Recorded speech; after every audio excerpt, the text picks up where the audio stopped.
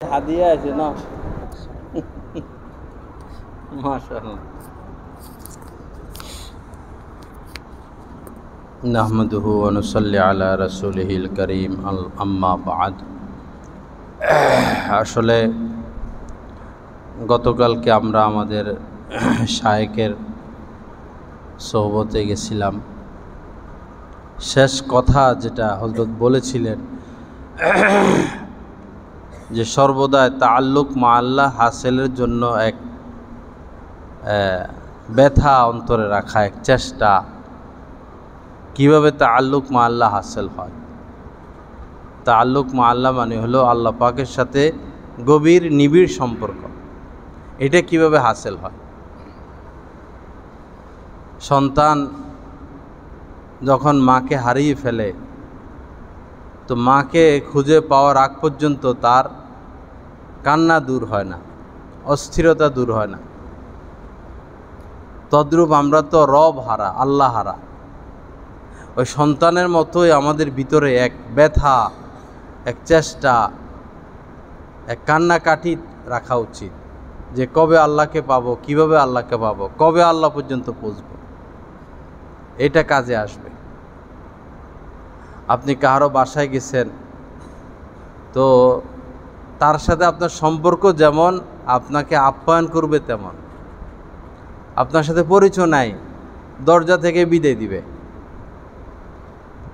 একটু পরিচয় আছে, ঘরে নিয়ে চাটা খাওয়াবে। পরিচয় আরেকটু ভালো, 4-5 আইটেম দিয়ে নাস্তা খাওয়াবে। পরিচয় খুব ভালো, তখন 8-10 আইটেম দিয়ে খানা খাওয়াবে। বিদে দিবে না, তুমি আরেকটু থাকো, 1 দিন বেড়াও, 2 দিন বেড়াও, 3 দিন বেড়াও। পরিচয়ের সাথে সম্পর্ক। তো মৃত্যুর পরে তো আল্লাহর ঘরে যাচ্ছি, আল্লাহর কাছে যাচ্ছি। আল্লাহর সাথে পরিচয় যেমন হবে, আল্লাহ পাক আমাদের সাথে ওরকম আচরণই করবেন।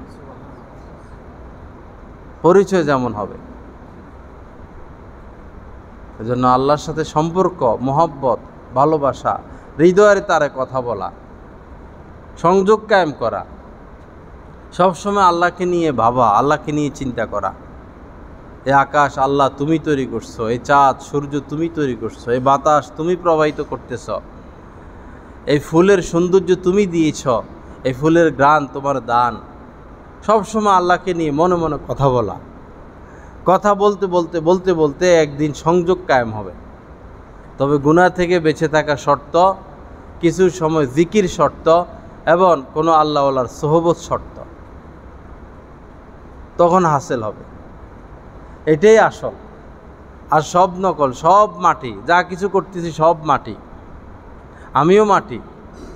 আমার এই দেহ শেষ হবে, আর যেটার পিছনে ছুটাছুটি করি এটাও শেষ হবে। থাকবে শুধু আল্লাহ পাকের সাথে যতটুকু মহব্বত হাসিল করতে পারছি অতটুকু, আর কিছু থাকবে না। সব মাটি, এই দেহ মাটি খেয়ে ফেলবে। টাকা পয়সাও শেষ হয়ে যাবে, ব্যাংক ব্যালেন্সও শেষ হয়ে যাবে। জহিরুল হকের কোনো সম্পদ এখন আর নাই। ছেলেদেরকে যা দিয়ে গেছে সব তারই। ছেলেরা এখন যত সম্পদের মালিক সব তারই। এই বুড়া কবরের থেকে বাইর হয়ে আসলে ছেলেরা দিবে? ছেলেরা এখন বাপের নামে কিছু লিখে দিবে যে আমি তো এত হাজার হাজার কোটি টাকা করে দিয়ে গেছি, আমার অর্ধেক দিয়ে দাও, আমি কবর থেকে ফিরে আইছি, অর্ধেক দাও? দিবে কোনো বাচ্চারা? খুশিও হবে না। বাপ ফিরে আসছে, খুশিও হবে না। চট্টগ্রামে একজন 28 বছর পরে ফিরে আইছিল, পিতা 28 বছর পরে ফিরে আসছে, কেউ খুশি হয় নাই।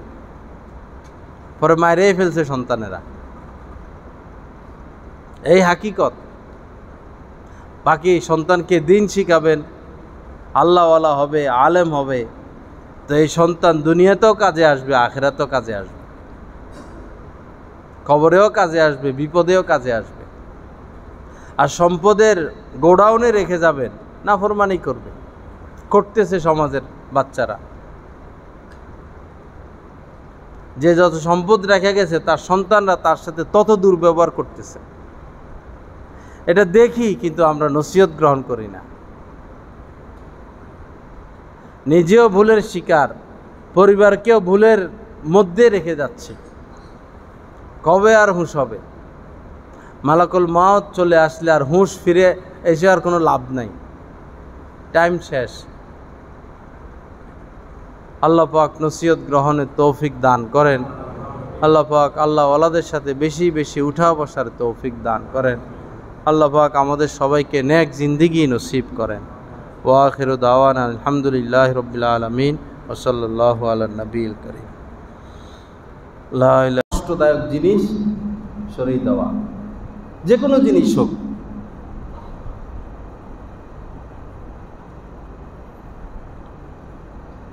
আল্লাহ পাক আমাদেরকে সহি বুঝ দান করেন। আমাদেরকে নিয়ে সমালোচনা, যে কোনো মানুষের সমালোচনা করে। দোকানদার শুটকি বিক্রি করে, তরকারি বিক্রি করে, গোস্ত বিক্রি করে, ইঞ্জিনিয়ার, ডাক্তার, সুইপার, দিনমজুর, হুজুরে এটা কি বললো, কি করলো, ওনার কি এটা ঠিক হয়েছে, সবাই লাগামহীন। আর হকাররা যে বৈশা রাস্তা দখল করে রাখছে, এদের চোখ কই? সমাজের মানুষের চোখ গেল কই? আলেমদের ভুল দেখো, এটা দেখো না তোমরা? একটা কথা কইতে পারো না তোমরা যে তোমার একজনের কারণে শত গাড়ি মানুষ কষ্ট পাইতেছে, অ্যাম্বুলেন্স, এতগুলো স্কুল, এতগুলো মাদ্রাসা, এখানে তো 1600-1700 ছাত্র। হালিমা সাদিয়া কত যেন 2000-এর মতো, মহিলা কলেজ, এখান দিয়ে জহিরুদ্দিন, এখান দিয়ে হাজিয়া আসমত, এখান দিয়ে এতগুলো মাদ্রাসা, এতগুলো শিক্ষা প্রতিষ্ঠান, এখান দিয়ে একটা হাসপাতাল। এই রাস্তাটা কত গুরুত্বপূর্ণ, এই রাস্তাটা কত গুরুত্বপূর্ণ। আলেমদের দোষ দেখব, সেই দিক দিয়ে ঠিক আছে, হ্যাঁ উনি এটা বললো কেন? আলেমদের সাথে আল্লাহ আছে। আলেমরা কাউকে ভয় করে না, যে ভয় করে সে আলেম না। যে সভাপতি সাহেব, সেক্রেটারি সাহেব, স্যার, হাজি সাহেব, এ হইল মুনাফিক। এ মুনাফিক।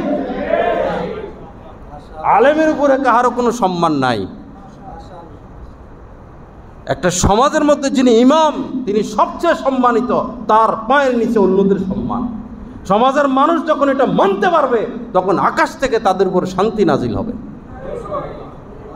একজন আলেমকে কেউ কোনো নির্দেশ করতে পারবে না, এটা ইসলামী হুকুম।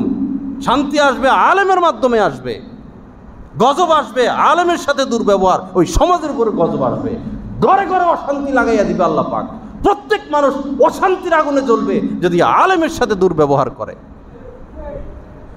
শুধু আলেম চিনতে হবে, আপনার দলের লোক হইলে শুধু আলেম না। আলেম তিনি প্রশস্ত হৃদয়ের অধিকারী, কোনো দলের সাথে তিনি সম্পৃক্ত থাকতে পারেন না। তিনি সবার সাথে আছেন। যেটা হক হক বলে দিবেন, যেটা না হক বলে দিবেন, এটা একজন আলেমের দায়িত্ব।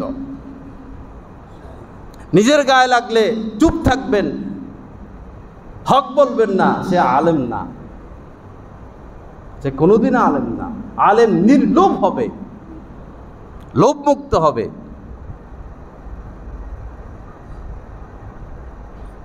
দিন অনেক উঁচা জিনিস, দিন শিখতে হবে। আর একদিনে দিন শেখা যায় না।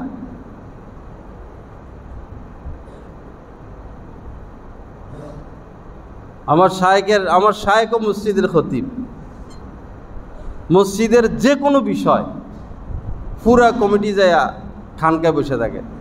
হজরতের রুমে তো মেহমান কত মানুষ আসে, দেখা সাক্ষাৎ, বিদায় দিতে হয়। এই যে সভাপতি সাহেব, সেক্রেটারি সাহেব, কোটি কোটি টাকার মালিক, বসে থাকে আধা ঘন্টা, 1 ঘন্টা, 2 ঘন্টা, সুযোগ পাচ্ছে না। পরে এক ফাঁকে হজরত একটু সুযোগ দেন, আসে, যাই আত্মাহিত শুরুতে বসে হজরতের সামনে, যে হজরত মসজিদে তো এই বিষয়, তো আপনি যেটা বলেন আমরা সেটা করব। তো হজরত বলেন এভাবে করেন। এরা হচ্ছে জান্নাতি কমিটি, জান্নাতি কমিটি।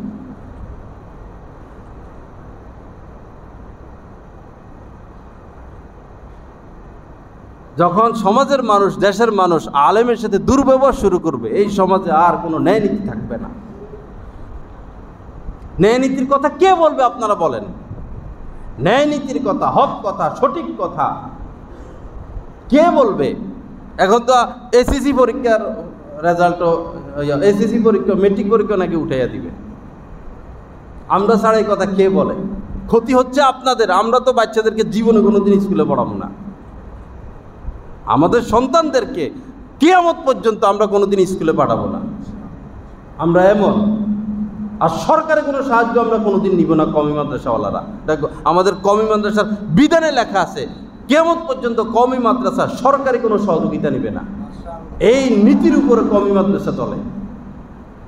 তা আমরা কোনোদিন আমাদের বাচ্চাদেরকে স্কুল কলেজে পাঠাবো না। কিন্তু ব্যথাটা আমাদের। আমরা বলে বলে জেলে যাচ্ছি, আপনাদের ক্ষতি হচ্ছে, আপনারা চুপ করে বসে রয়েছেন। ক্ষতি হচ্ছে আপনাদের, চুপ করে বসে আছেন আপনারা, আর আমরা বলে বলে জেলে যাচ্ছি, কালার হচ্ছে, রেকর্ড হয় আমাদের প্রত্যেকটা কথা। একদিন পুলিশে নিয়ে পরে বুয়া একটা জিনিস উঠাই দিবে যে জহির সাহেবের গাড়ির মধ্যে এত এত অস্ত্র পাওয়া গেছে, হিরোইন পাওয়া গেছে, নারী কেলেঙ্কারি। এক মেয়ে এসে বলবে যে জহির সাহেব আমার গায়ে হাত দিছে, আমার কাপড় ধরে টান মারছে। আরে এত বড় বেয়াদব গাদ্দার, দে জেল দে। বাস, সবাই এটা বিশ্বাস করে নিবে। সবাই এটা কি করে নিবে? বিশ্বাস করে নেবে। বিশ্বাস করে নিতেছে না।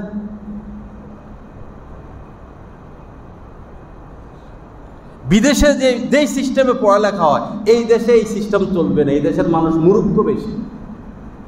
বিদেশে গাড়ির মধ্যে গাড়ি চলার সময় যখন লাল বাতি জ্বলে, লক্ষ লক্ষ গাড়ি দাঁড়াইয়া যায়, ট্রাফিক দেওয়া লাগে না। আর এ দেশে লাল বাতিও জ্বলে, ট্রাফিকে লাঠি নিয়ে বাড়ি মারে, তারপরও মানুষ নিয়ম মানে না। সেই দেশের আইন কি এই দেশে চলবে? এই দেশের পড়ালেখা, বিদেশের পড়ালেখার সিস্টেম এই দেশে চলবে না। চলবে আরো 50-100 বছর পরে। এখন বিদেশি সিস্টেমটা চালু করতে চাচ্ছে, এই সিস্টেম এই দেশে চলবে না। মুক্তাজায় হাল অনুযায়ী কাজ করতে হয়।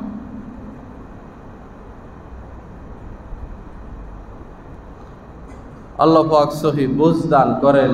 আল্লাহ পাক আমাদেরকে মজবুত ঈমান দান করেন। যাই হোক ভাইরা,